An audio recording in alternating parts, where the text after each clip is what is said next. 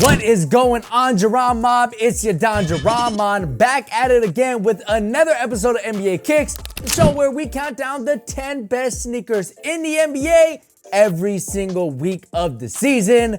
On today's show, we have what is quite possibly the most out of left field, most unique, craziest, unexpected signature sneaker debut of all time. I mean, I've been doing this show now for like 3 to 4 seasons. I've been collecting sneakers for a very long time, but I don't think we've had a signature sneaker debut like we have on today's show. So I won't spoil that for you guys, but what I will remind you guys of, I just ranked every City Edition jersey for every team this season. So if you haven't checked out that video, you're gonna wanna check it out because I'm actually holding a giveaway in that video where I will be giving away not just one, but 2 City Edition jerseys to 2 of you guys. So 2 winners, whatever jersey you want, you just let me know. So if you are interested in entering that giveaway, make sure you click on that video in the link below with the pinned comment, upper right-hand corner of this video. Click on it, enter the giveaway. That's my gift to you this holiday season. But right now, my gift to you is this week's episode.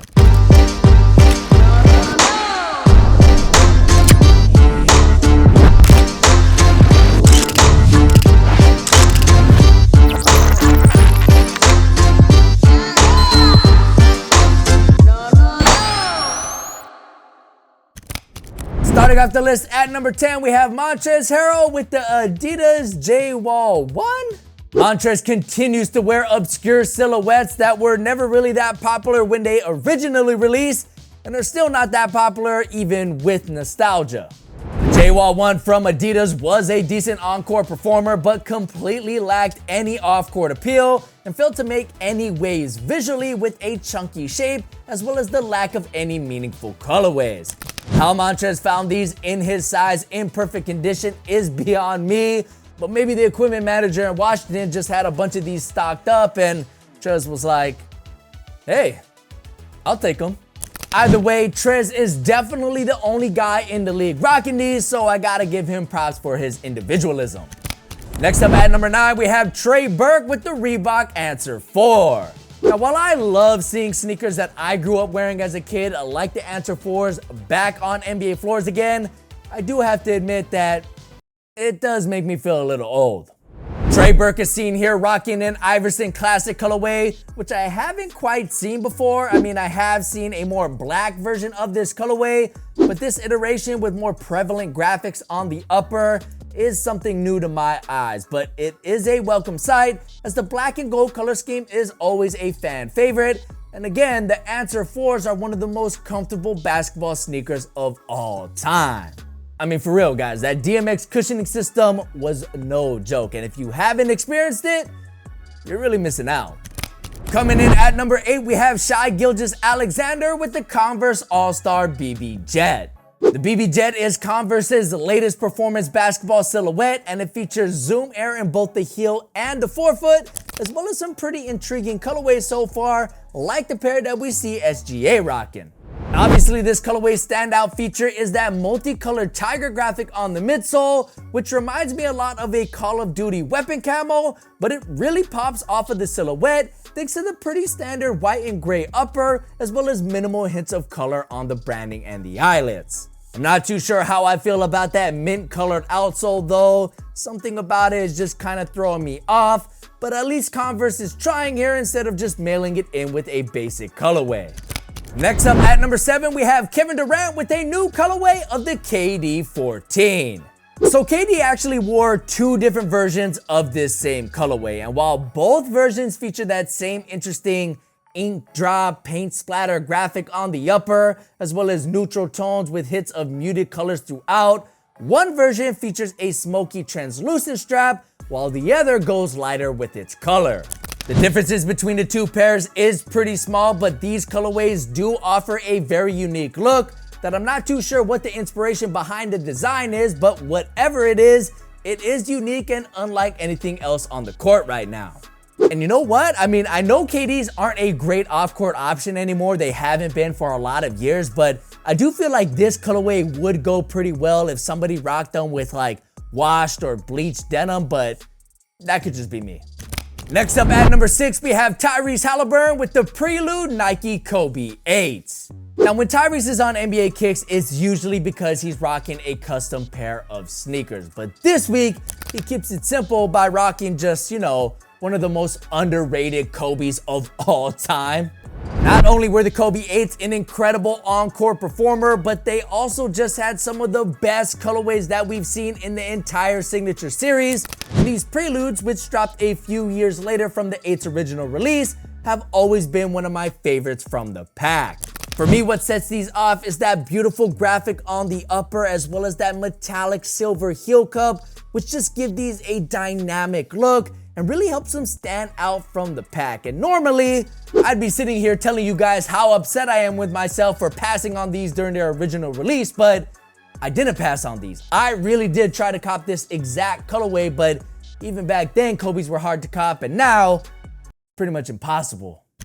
Next up at number 5, we have Trae Young with a new colorway of Adidas Trae Young 1s. So Trae Young's debut signature sneaker is a very interesting one to me, and I have a couple of really big problems with it, but to Adidas' credit, they have been coming correct with the colorway so far, and this week, they laced Trae up with an icy snake colorway.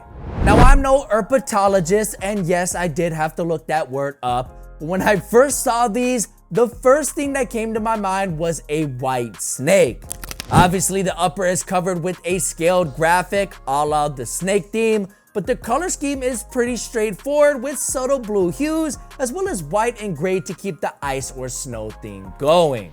At the end of the day, this is just a very solid colorway that I'm really digging, and it has just enough depth to keep you on your toes, so that's more than enough to earn a spot on this week's list. But as for the Trae Young one as a whole, I guess you guys are just gonna have to wait for my review to get my full thoughts on them. Next up at number 4, we have Steph Curry with the Curry brand Curry 9. Now, a few weeks ago, we saw Under Armour launch Steph's 9th signature sneaker with a very special Sesame Street pack. But now, we're starting to see some more traditional colorways that I think really work. This colorway that Steph rocked against the Blazers uses a simple white, black, and yellow color scheme, but the final results just work. The first thing that pops into my mind when I look at these is actually X-Blades from the best Disney Channel original movie of all time, Brink. So that little dose of nostalgia definitely works in my favor, but overall, I do think this is just a very solid outing from Under Armour, and it just proves to us that they can indeed make a simple colorway extremely clean. Like, seriously, Under Armour, where were these colorways for the Curry 8? Coming in at number 3, we have Giannis Antetokounmpo with the Nike Zoom Freak 3. So like KD, Giannis wore multiple versions of the same colorway, but unlike KD, Giannis has 4 colorways, which could only mean one thing: we got ourselves a sneaker battle. These 4 colorways, which are all painted in bright and vibrant primary colors, is from Nike's Uno pack, which includes some awesome apparel, as well as a pair of black Air Force Ones and a black colorway of the Freak 3s, which Giannis suspiciously didn't wear. Either way, out of the 4 primary colorways that we do see, I have to say that my favorite pair is either the red or the yellow ones, since those are the 2 that pop the most out of the 4. But let me know in the comment section below which pair you'd like to add to your collection. Just don't try to claim that you're gonna beat me in a game of Uno, because you're not, dog. I'm filthy with the Uno cards. I'm telling you, don't come at me. I will destroy you. Next up, as our runner-up, we have Chris Middleton with a new PE of Kobe 6 Pro Tros. Now, I heard what you guys all said. You guys all felt that I was putting way too many Kobes on the list, but what do you guys want me to do? Kobes are by far the most popular sneaker in the league, and it's not even close. But despite their overwhelming popularity, how could I ignore new colorways like this? That heel cup does feature a gradient design that could be hit or miss depending on your personal preference, but I think this is a solid colorway with just the right amount of color.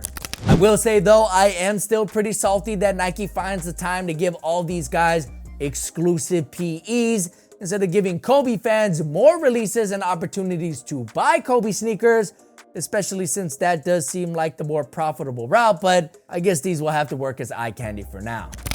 Finally, at number 1, we have Montrezl Harrell with the debut of his first signature sneaker. Okay, so we all know Montrezl has one of the deepest collections in the entire league. And to me, he always seemed like a guy that wouldn't actually want his own signature sneaker because he would rather wear a variety of silhouettes instead of just one, but apparently that's not the case.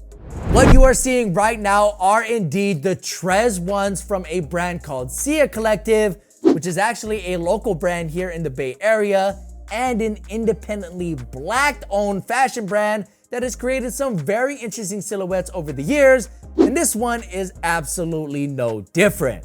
Blending high fashion with on-court appeal, the Trez one has a shrouded look alongside a variety of materials, which give the silhouette a unique feel from colorway to colorway. But as to the performance features and how they actually feel on the court, I really can't say, but it is really cool to see Trez finally get some love with his own signature sneaker, especially with a brand like G.O.A.T Collective, which is an independently owned brand, and I feel just falls right in line with Trez's unique personality. I am really interested to hear what you guys think about the Trez one. For me, it's hands down one of the most unique, if not the most unique signature sneaker in the league right now, but I'm just not completely sold on them as a basketball shoe. But more power to Trez, he is truly living the dream, and that is why he is at the number 1 spot as the best sneaker worn in the NBA during week 5 of the 2021-22 season. Hopefully you guys enjoyed this week's episode, which if you did, make sure you thumbs up. It helps me out a lot. And don't forget to check out that City Edition jersey ranking video so you can enter the giveaway and maybe get yourself a brand new jersey. Just my little gift to you guys to show my appreciation for supporting the channel, watching the videos, and liking the videos. My name's Jared. It's been great having you. I'll catch you guys in the next one. Peace.